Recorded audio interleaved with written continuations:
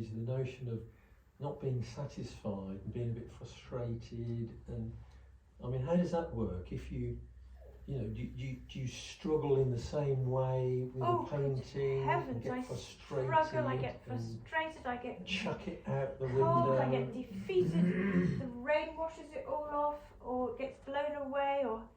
Just the pure physicality of what you're doing. The pure physicality of it means that it is very uncomfortable, not easy to actually do it for hours and hours and hours. Sometimes I find, you know, I get very tired out by it, and it's a whole body experience, you know, I mean, and it's actually about my life and it's about my death, because ultimately, you know, I will become carbon at some point.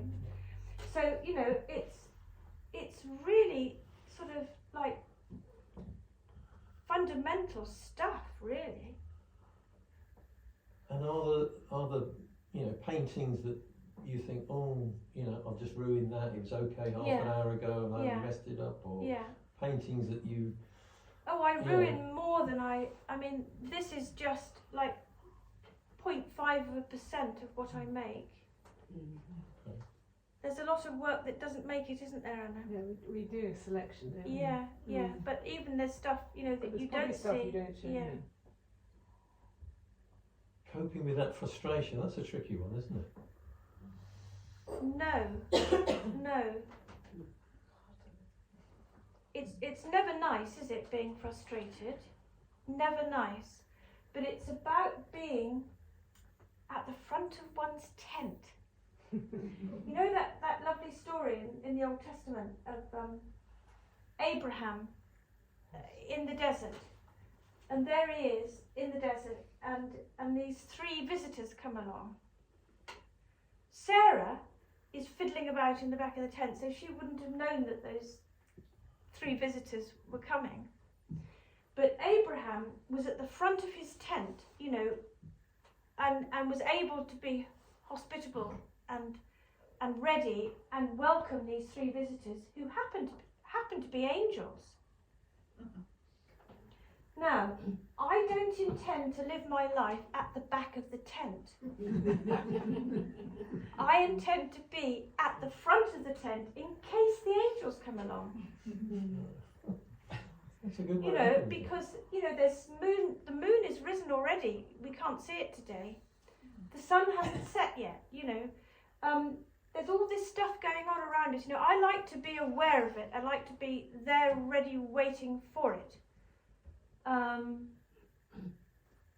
At the front of my tent.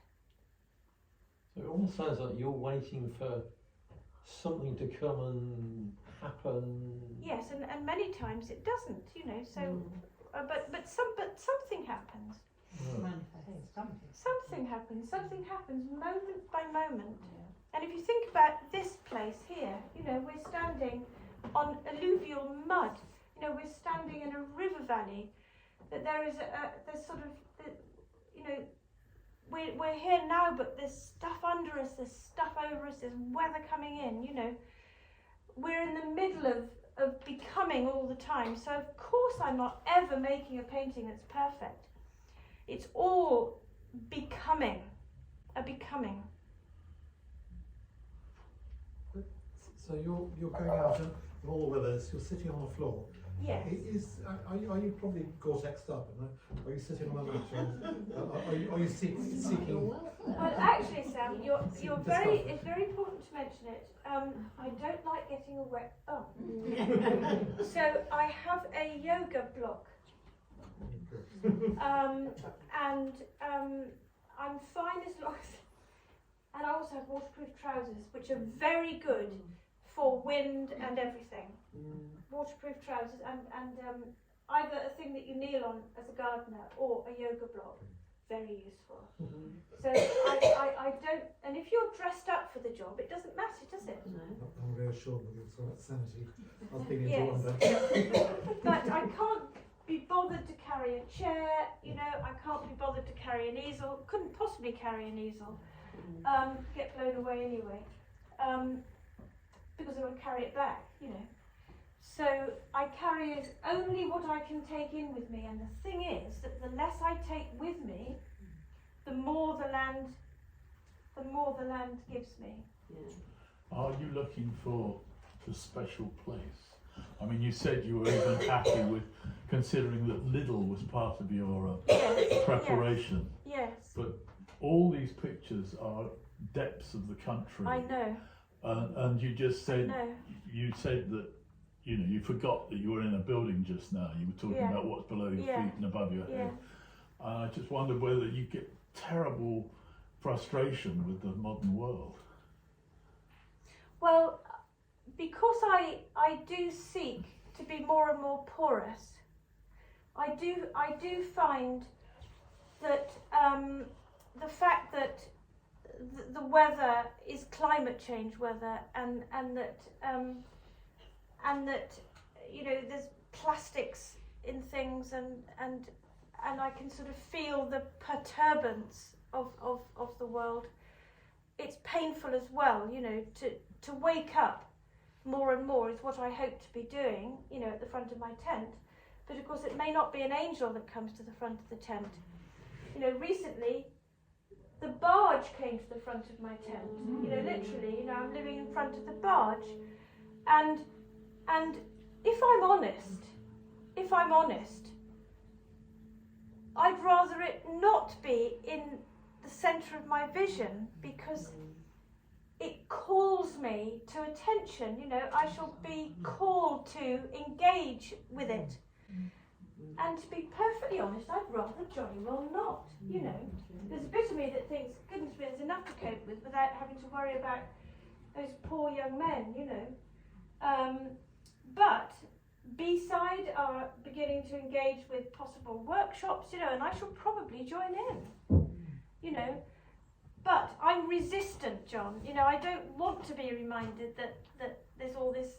I don't want to feel the perturbance and know that the planet is uncomfortable. But yes, you know, being porous and being at the front of one's tent, you get the ghastly stuff as well, and it calls you to engage with, you know, whatever comes to your tent, and it may not always be angels. So point in time. yeah.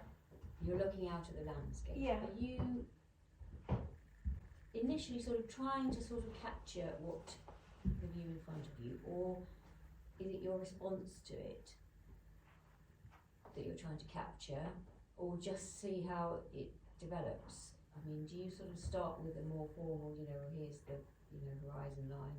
And Well, funnily enough, I'm not an abstract. Well, I'm not an abstract, but you can see I'm not an abstract painter. Place, topography of place, cliff profile is important, because, you know, a cliff is the shape it is because of the nature of the materials in it, isn't it? You know, the Golden Cap, sort of steps of Golden Cap, is as it is precisely because of the nature. So I am called to be observant and to be accurate. But I get caught up in almost as if I'm working with, you know, I'm on a stage set and there are loads of different actors and stage props and things, and I'm in the middle of it. You know, I'm in relationship with it, I'm in conversation with it, I'm a guest, but I get caught up, and when I get caught up in something, I don't know what I'm doing, and I do my best work when it's too dark to see what colours I'm using. There's one marvellous moonlit night in a wood, and I really didn't know what colours I was using in the end, and I did this amazing opera pink sky, and it was a fantastic painting. I would never have done it if I'd been in full control of my... But that's when the colour. painting is making demands on you. Yes, it's lovely. And There's it's got its own... life. Yes, exactly. Yes, that's a marvellous moment, isn't it? You know, when you begin something and then it begins, then there's another person involved, because there's you and a bit of paper, and at some point it becomes alive and it starts to require things of me, and it's another player. it's magic. But that's bloody difficult when you're returning with a work that hasn't been resolved properly for the second time to get into that again. No, I just can't wait to get into it. I love it. You can find that I more or less straight absolutely, away. I can get right back into it. Mm. Yeah, it's just something that I want to do. And yeah. how do you know when you're finished? That's a good question. I don't necessarily know when I'm finished sometimes. Can you overwork something? Yeah, I ruin things lots. Yeah.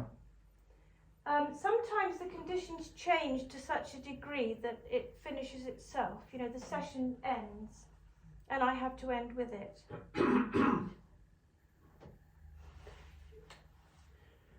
Going back to the magic moment, Yeah. do you feel you're like a channel?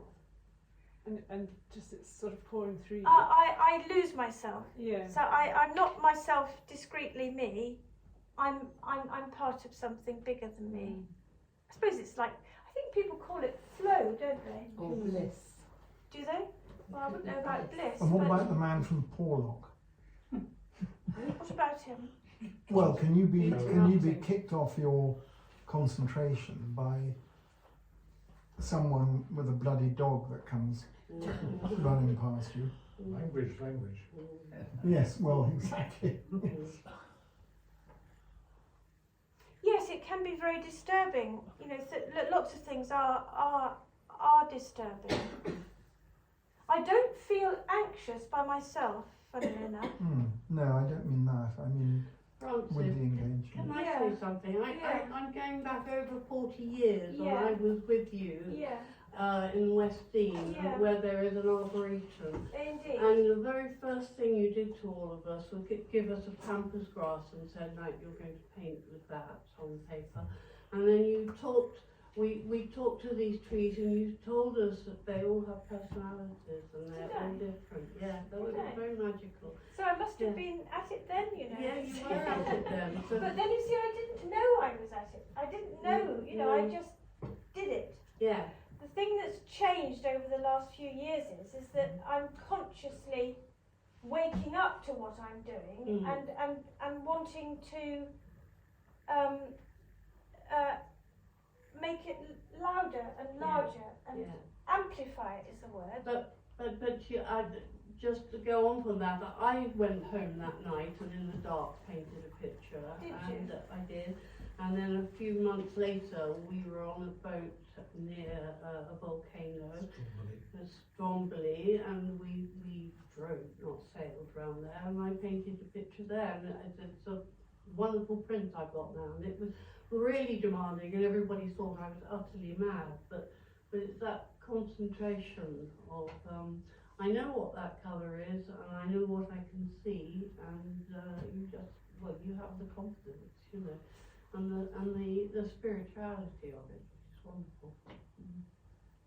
I don't worry about painting. I don't worry about getting it wrong. I don't worry about it. Doesn't worry me at all. No. No. I'm not at all shy in the landscape. Funny that, isn't it?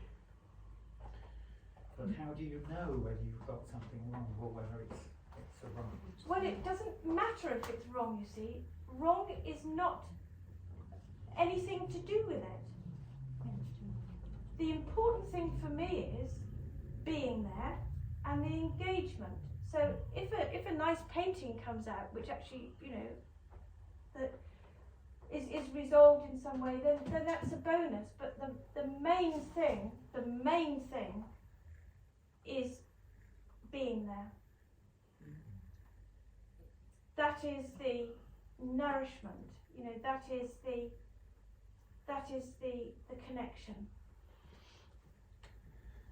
But it's very interesting. I mean, what you said was that you're not an abstract painter. No. You're a landscape painter. Mm. So that painting there, the Old Man of Coniston, Mm. you see the Old Man of Coniston, but the foreground is more abstract, isn't it? Is the foreground, is that the lake or are those the quarries? It's the or- lake, yeah. That is the lake. Yeah, I don't think it's any more or less abstract than anything else, really. Do you look for a formula of warm and cool colours? I don't look for any formulas. Because I mean, you've got a good balance of what I would call warm and cool colours, and Yeah. if you've got them in your earth colours, if your earth colours, Yeah. some of them are cooler and some of them are warmer, Yeah. and then you know which way you can go with your whatever you add to them. Yes. So you see, the palette of the place decides for me. This rather pale, kind of silvery painting here, funnily enough, not funnily enough, you can see, can't you, how the mica, the talcum powdery pale silveryness is implicit in that painting. And that's the stuff that I was, stroking as I was doing it. Interesting, isn't it?